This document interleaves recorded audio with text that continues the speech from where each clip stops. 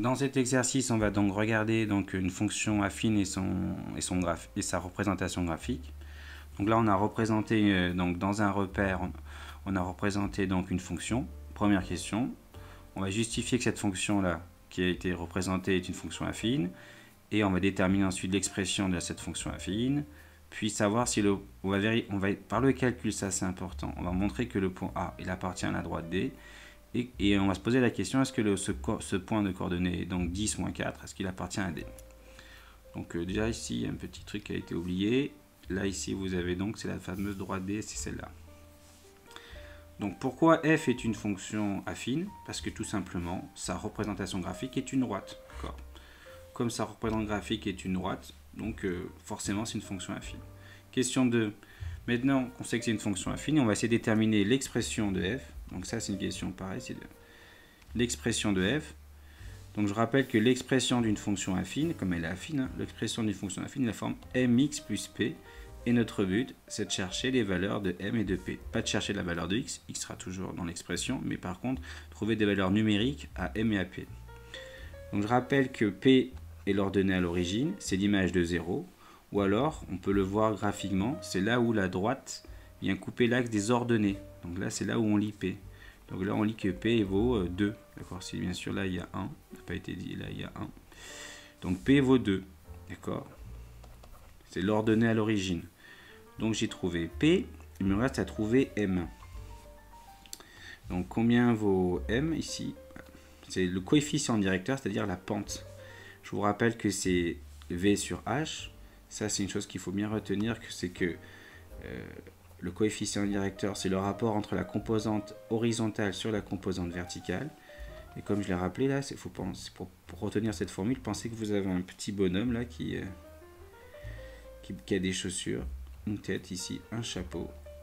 On va lui mettre des mains, une boucle de ceinture. Et donc, pour trouver ce fameux coefficient directeur, il me faut 2 points de la droite, 2 points qui passent par des croisements de carreaux. Ce point, il ne m'intéresse pas, d'accord? Donc, je vais prendre ce point, je pourrais prendre lui, je pourrais prendre aussi lui, je pourrais prendre lui, d'accord?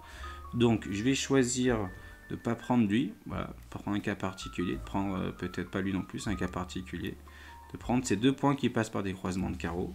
Je vais regarder donc la composante horizontale et verticale. Donc horizontalement, je vois que je vais vers la droite.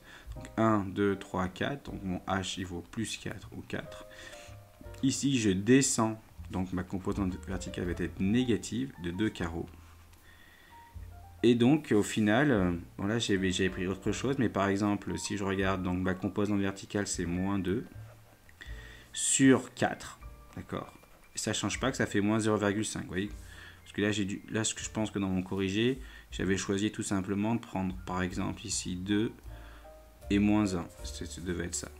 Mais ça ne change rien.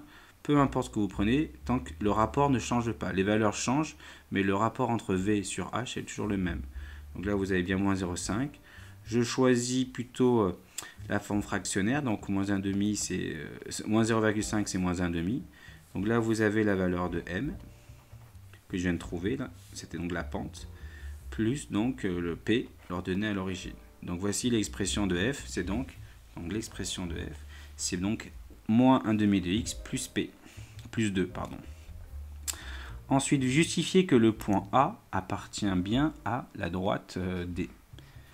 Bon, déjà graphiquement, on peut voir que c'est le cas, d'accord? Le point A de coordonnées, donc je rappelle ici, c'est comme c'est x et c'est y. Là, vous avez les x et là, en composante, vous avez les y. Donc, 1, 2 d'abord pour x et 1 pour y. Et donc, le point A serait ici.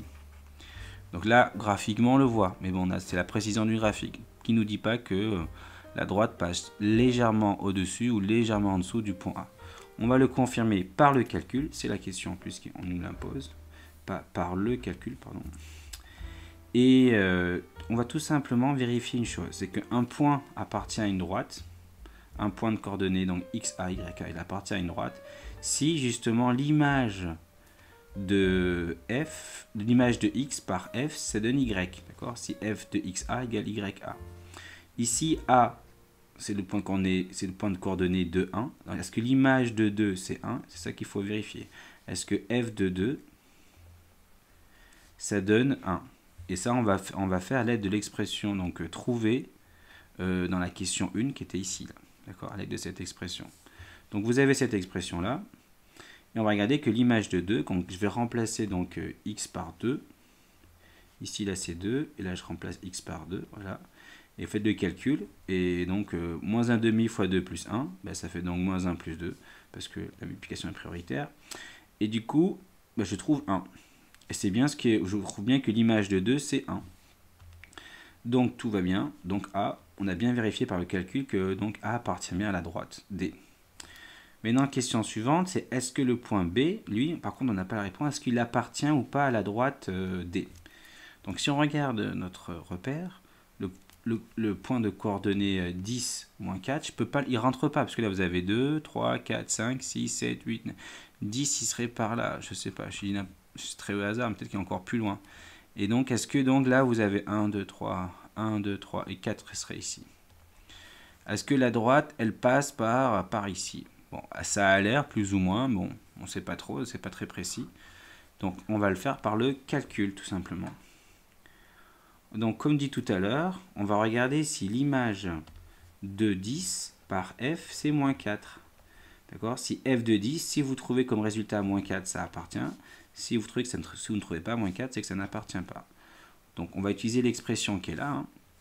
Donc, en remplaçant ici les x par moins 4. Donc, là, j'ai xx. Donc là, je vais remplir f de 10. Ça va être moins 1 demi fois 10, d'accord?